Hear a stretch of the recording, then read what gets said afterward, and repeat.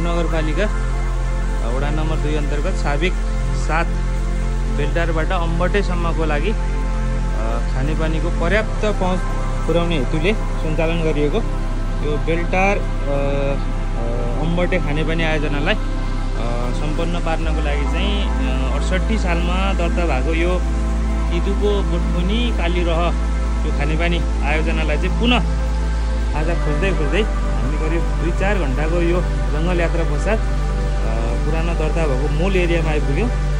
पानीको स्रोत असाध्यै राम्रो, कञ्चन, सफा र पर्याप्त देखिन्छ। यस सन्दर्भमा चाहिँ हामीसँगै आउनुभएका तत्कालीन समय दर्ता गर्दाको अवधिमा पनि हामीसँगै हुनुभएका यदु सर अनि खानेपानीका सचिव कुमार सर र अध्यक्ष शिवराज त्रिपाठी पनि सँगै हुनुहुन्छ। यसको विषयमा, यसको इतिहासको विषयमा, दर्ताको विषयमा थोरै आफ्नो भनाइ राखिदिनु हुनको लागि यदु सरलाई मैले अनुरोध गरेँ। धन्यवाद भगवान भाइ। तत्कालीन अवस्थामा खास गरिकन बेलटार अम्बटे त्यो तल्लो बेल्टलाई सुकाएर भएको कारणले त्यहाँ चाहिँ प्रशस्त मात्रामा चाहिँ खानेपानी नभएको र मान्छेहरूलाई चाहिँ के छ भन्दा काकाको अवस्थामै भनौँ रहेको अवस्थामा त्यो बेलाको तत्कालीन अवस्थामा केशव दाई, घिउरे दाई, म, श्रीरामको घर लगायत हामी 8-10 जना पानी खोज्दै आउने सन्दर्भमा खोलाखोलै माथि आयौँ।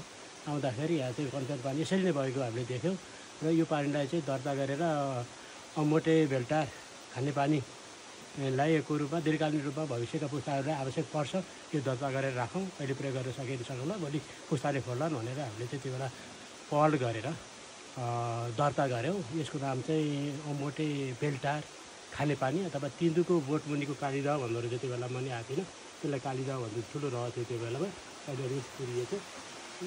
तिदुको बोटमुनिको मूल कालीदहको मूल अम्बटे बेलटार खानेपानी भनेर यहाँबाट चाहिँ त्यो भूगोललाई, त्यो भूगोलमा बसोबास गर्ने जनताहरूलाई हुन्छ भनेर दर्ता गरिएको अवस्था हो।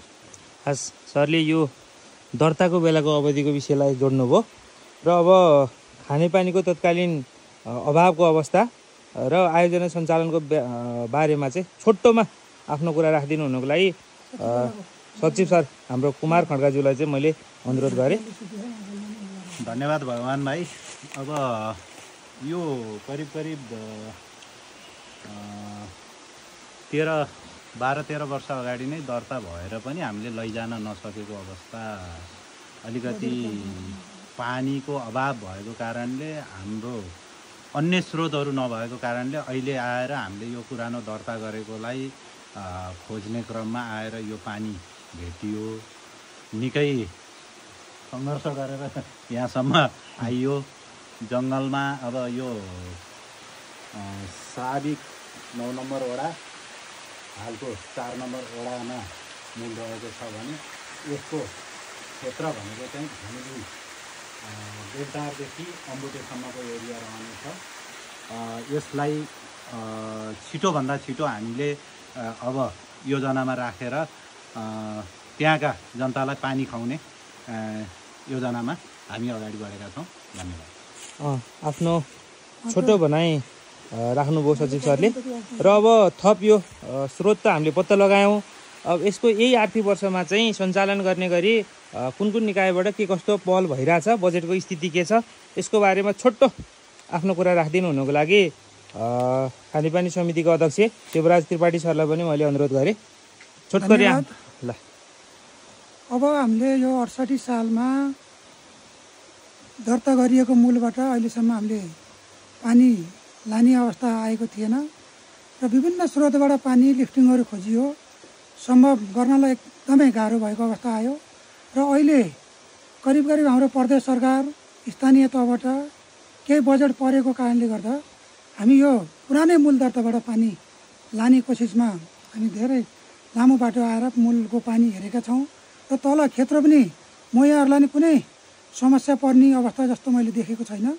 पानी प्रशस्त मात्रामा छ र हामीलाई त्यस बनिएको ट्याङ्कीमा पानी हाल्नको लागि हामीलाई यहाँबाट 1 इन्च पोलिथिन पाइपमा पानी पर्याप्त मात्रामा पुग्ने हुन्छ र यसमा करिब 4 इन्चभन्दा बढी पानी भएको कारणले गर्दा हामीलाई सहित यहाँबाट पानी लाँदा कुनै विवादहरू, कुनै व्यक्तिगत विवादहरू नआउला भन्ने भन्न चाहन्छु।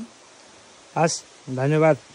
ल अब करिब करिब हामी पुरानो दर्ता भएको स्थानबाट अब पुनः यसको चाहिँ पाइप लाइन चाहिँ विस्तार कसरी गर्न सकिन्छ भन्ने फेरि थप हेर्दै अनुसन्धान गर्दै हामी अगाडि बढ्नेछौँ। र यो खानेपानी सम्पन्न गर्नको लागि पनि सम्पूर्ण सरकारवाला निकायहरूलाई सहयोगको लागि पनि हामी यसै भिडियो मार्फत चाहिँ आह्वान गर्न चाहन्छौँ। हस्, धन्यवाद। ल यो मूल बाटो चाहिँ हामी करिब झर्ने प्रस्थानमा छौँ। बाटो अत्यन्तै कष्टकर छ, बडो दुःखदायी छ यो। ल अध्यक्षज्यूले प्याराग्लाइडिङ शैलीमै झर्नुभयो। अब यदु सरलाई पनि यो झर्ने बाटोमा चाहिँ र यदु सर बिस्तारै झर्नु होला हजुर। यसपल्ट पनि बडो सङ्घर्षका साथ आउनु भएको छ। बाटो एकदमै अप्ठ्यारो रहेछ।